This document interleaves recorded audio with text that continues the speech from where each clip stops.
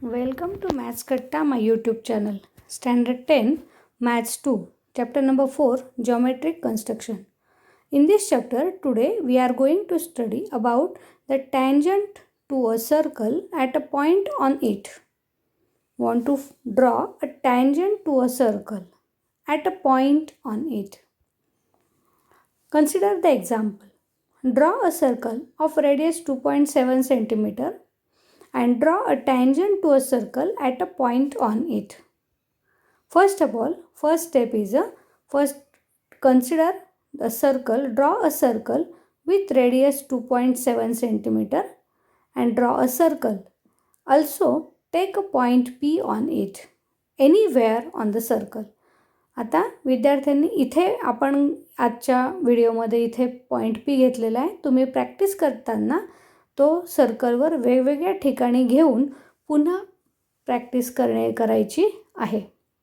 First step is draw a circle with the given radius that is 2.7 cm and a point on the circle.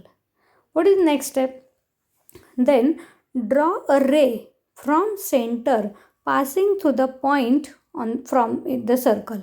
म्हणजे O ह्या सेंटरपासून जिथे कुठे तुम्ही point P घेतलेला असेल त्या पॉईंट पीमधून जाणारा एक रे ड्रॉ करायचा आहे. Next step, take some distance, smaller distance in your compass.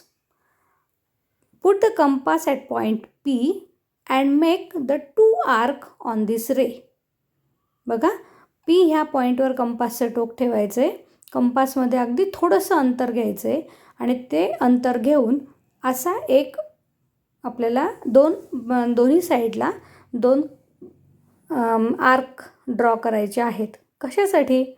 तर तुम्हाला एक प्रॉपर्टी माहिती आहे.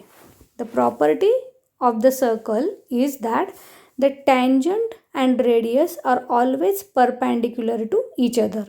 म्हणजे पीमधून जाणारा जो टँजंट असणार आहे तो ह्या रेडियसला कसा असेल? परपॅन्डिक्युलर असेल. मग हा परपॅन्डिक्युलर काढण्यासाठी आपल्याला परपॅन्डिक्युलर बायसेक्टर कसा काढायचा हे माहिती आहे. पण मग बायसेक्टर काढण्यासाठी सेगमेंट पाहिजे. आपल्याकडे सेगमेंट नव्हती, हा रे होता आणि म्हणून पीपासून आपण दोन्ही साईडला आर्क करून इथून इथपर्यंत एक सेगमेंट तयार झालेला आपल्याला दिसतो आहे. आता ह्या सेगमेंटचा आपल्याला परपॅन्डिक्युलर बायसेक्टर काढायचं आहे. म्हणजे काय होईल? मग हा तो परपॅन्डिक्युलर बायसेक्टर ह्या रेडियसला आपोआपच परपॅन्डिक्युलर होईल आणि तो त्या पॉईंट पीमधून पण जाणारा असेल. मग आता परपॅन्डिक्युलर बायसेक्टर काढण्यासाठी काय करावं लागेल? कंपासचं टोक ह्या पॉईंटवर ठेवायचं आहे. इथून जवळपास इथपर्यंत अंतर म्हणजे निम्म्यापेक्षा जास्त अंतर कंपासमध्ये घ्यायचं आहे. बघा, कुठून? इथून इथपर्यंत अंतर असं कंपासमध्ये घ्या. पूर्ण नाही किंवा इथपर्यंत घेतलं तरी चालेल. आणि मग कंपासचं टोक ह्या पॉईंटवर ठेवून वरती एक आर्क, खाली एक आर्क, तसंच इथे कंपासचं टोक ठेवून इकडनं एक आर्क आणि इकडनं एक आर्क असे आर्क काढून आपल्याला याचा परपॅन्डिक्युलर बायसेक्टर काढायचं आहे. बघा, तो परपॅन्डिक्युलर बायसेक्टर असा असेल. कंपासचं टोक इथे ठेवलं, हा आर्क काढला आणि हा आर्क काढला. नंतर कंपासचं टोक इथे ठेवलं, इकडे एक आर्क काढला आणि इकडे एक आर्क काढला आणि मग याच्यातून जाणारा हा टँजंट आपण काढलेला आहे. बघा, हा टँजंट आहे ह्या सर्कलचा, पॉईंट पीमधून जाणारा. आणि पॉईंट पी कुठे आहे? सर्कलवर. म्हणजे tangent to a circle at a point on it ही कन्स्ट्रक्शन या ठिकाणी कंप्लीट होते. Next example, draw a circle with radius 3.4 cm.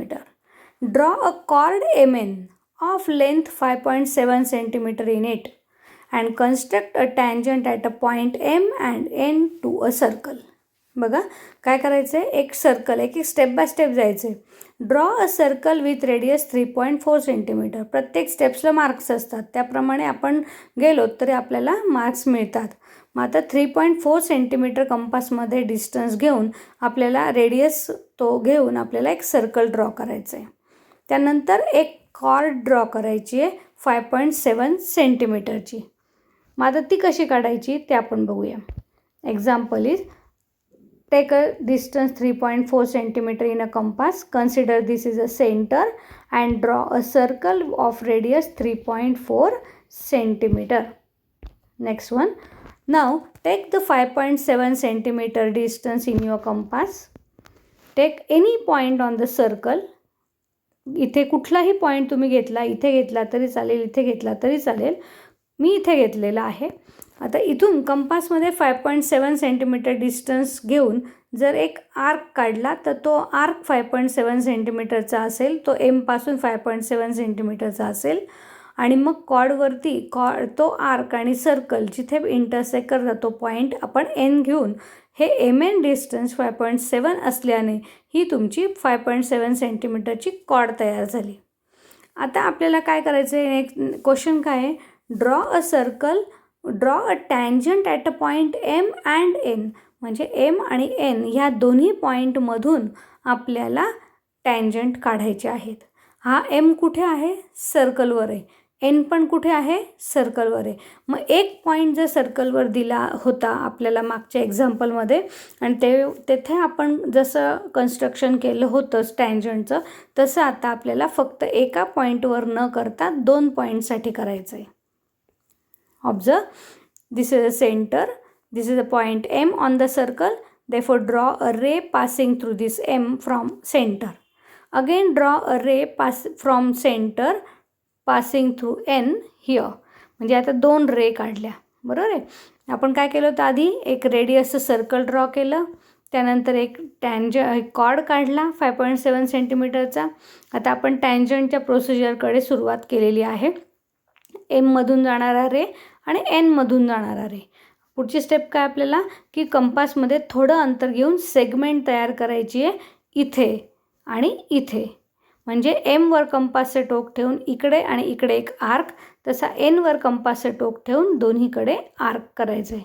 Observe, आता इथे आपल्याला आर्क केलेले आहेत बघा, इथे आर्क केला आहे, हा आर्क केला, इकडे आर्क केला. तसंच एम ह्या पॉईंटवर इकडे एक आर्क करायचं आहे आणि इकडे दुसरा आर्क करायचं आहे.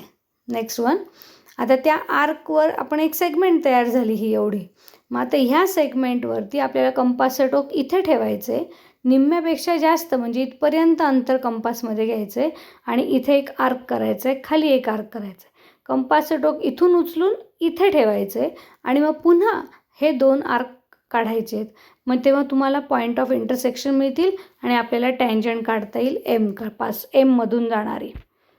तसंच एनमधून जाणारी पण टँजंट आपल्याला इथे कंपासचं टोक ठेवून असा आर्क काढायचं आहे, इथे कंपासचं टोक ठेवून इकडे असे आर्क काढायचे आहेत आणि मग आपल्याला टँजंट काढता येईल. म्हणजे एम आणि एनमधून गेलेल्या 2 टँजंट्स आपण पुन्हा ह्या सर्कलसाठी काढलेल्या आहेत. If we consider M N as a chord anywhere on the circle, then also we can draw a tangent passing through M and N on the circle. So procedure is same, but there are 2 points of the chord which are the end points of the chord, and procedure for the tangent to a circle at a point on it is same for M point and N point again. If you understood this, then like the video, share it with your friends and subscribe the channel. Thank you.